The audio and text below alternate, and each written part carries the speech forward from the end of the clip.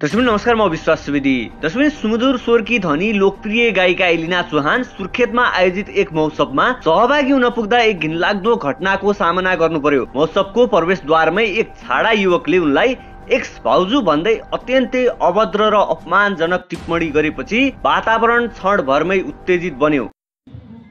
एलिना दिदी हाय हाय भाउजू एक्स भाउजू भाउजू आफ्नो कला र पहिचानले लाखौंको मन जितेकी एलिनामाथि गरिएको यो नीच हरकतले उपस्थित धेरैलाई स्तब्ध बनायो। तर एलिना त्यस्ता गैरजिम्मेवार टिप्पणीलाई पचाउने स्वभावकी थिइनन्। उनले तत्कालै कडा प्रतिवाद गर्दै भनिन्, लाज लाग्दैन भाइ, आफ्नो मर्यादा बिर्स्यौ।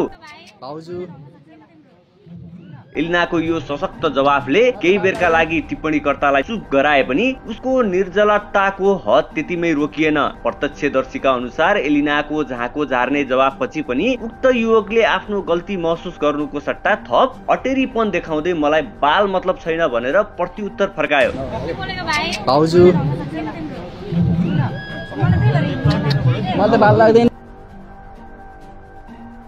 उसको यो बेशर्मीपूर्ण व्यवहारले त्यहाँ उपस्थित सबै मानिसहरूलाई थप आक्रोशित तुल्यायो। एलिना चौहान जस्तो सम्मानित कलाकारमाथि सार्वजनिक स्थलमै गरिएको यो अपमानजनक व्यवहारले हाम्रो समाजको तल्लो स्तरको मानसिकतालाई उदाङ्गो पारेको छ। महिलाहरूलाई हेर्ने केही कुत्सित दृष्टिकोण भएका व्यक्तिहरूले आफ्नो फोहोरी सोचलाई यसरी सार्वजनिक रूपमा प्रदर्शन गर्नु निन्दनीय मात्र होइन, दण्डनीय पनि हुन पर्छ। सामाजिक सञ्जालमा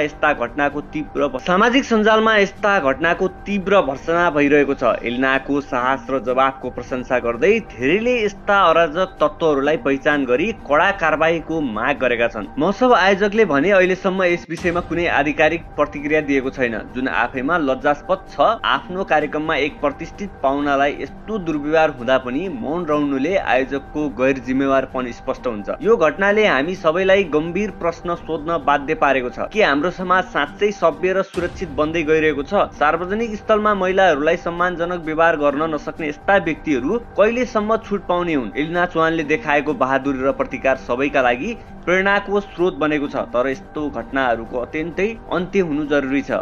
सम्बन्धित निकायले यस्ता व्यक्तिहरूलाई पहिचान गरी कानुनी दायरामा ल्याउनु पर्छ, ताकि भविष्यमा कसैले पनि यस्तो दुस्साहस गर्ने हिम्मत नगरोस्।